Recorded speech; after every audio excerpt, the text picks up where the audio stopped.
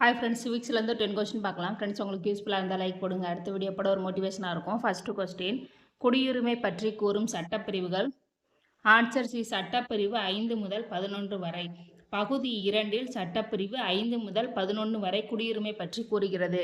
Next question, இந்திய குடியுரிமை சட்டம் இயற்றப்பட்ட ஆண்டு.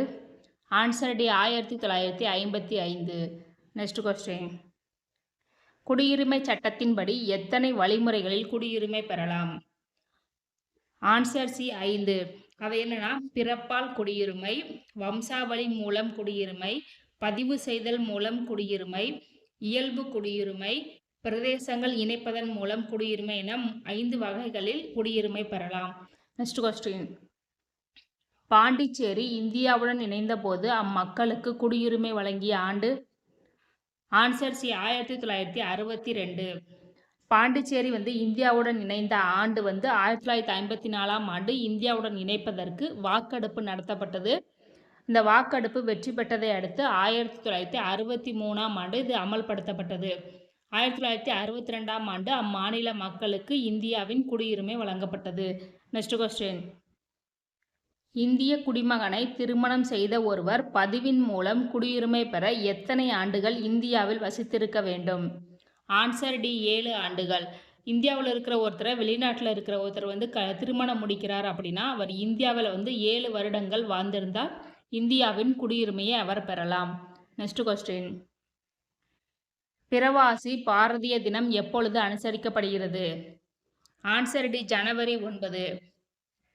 வெளிநாட்டு வாழ் இந்தியர் தினம்தான் பிரவாசி பாரதிய தினம் என்று அனுசரிக்கப்படுகிறது. நெக்ஸ்ட் கொஸ்டின், வெளிநாட்டு குடியுரிமையை கொண்ட ஒருவர் இந்தியாவில் வசிப்பதற்கான அட்டையை வைத்திருப்பவர் எனில் அவர் எவ்வாறு அழைக்கப்படுகிறார்? Answer B, OCI. OCI என்பது overseas citizen of India card holder என்பது ஆகும். இந்திய குடியுரிமையை உடைய மூதாதையர்களை கொண்ட ஒருவர் வெளிநாட்டில் குடியுரிமை பெற்றவர் எனில் அவர் எவ்வாறு அழைக்கப்படுகிறார்? Answer C, PIO. PIO என்பது பெர்சன் ஆன் இந்தியன் ஆர்ஜின் என்பதாகும். அதாவது இந்திய பூர்வீக குடியினர். வெளிநாட்டில் குடியுரிமை பெற்ற ஒருவருடைய தந்தையோ அல்லது அவரது முன்னோரோ இந்திய குடிமகனாக இருப்பின் அவர் PIO என்று அழைக்கப்படுகிறார். இந்திய பூர்வீக குடியினர் முறை திரும்ப பெறப்பட்ட ஆண்டு. Answer B, 2015. PIO முறை திரும்ப பெறப்பட்டு இதற்கு முன்னர் பார்த்த OCI முறையுடன் இணைக்கப்பட்டது. நெக்ஸ்ட் கொஸ்டின், கூற்று 1, இந்தியா ஒற்றை குடியுரிமை உள்ள நாடு. கூற்று 2, குடியுரிமையும் நாட்டு உரிமையும் மாற்ற முடியும். ஆன்சர் ஏ, கூற்று 1 மற்றும் சரி. கூற்று 2 எதற்காக தவறுனா, குடியுரிமையை மாற்ற முடியும், நாட்டு உரிமையை மாற்ற முடியாது. குடியுரிமை என்பது அந்த நாட்டு அரசாங்கத்தால் மக்களுக்கு வழங்கப்படும் ஒரு அங்கீகாரமாகும். ஆனால் நாட்டு உரிமை என்பது அவர் பிறந்த இடம், அவரது பூர்வீகம், அவரது இனம் ஆகியவற்றை குறிப்பதாகும். இதை மாற்ற முடியாது. Okay friends, thank you.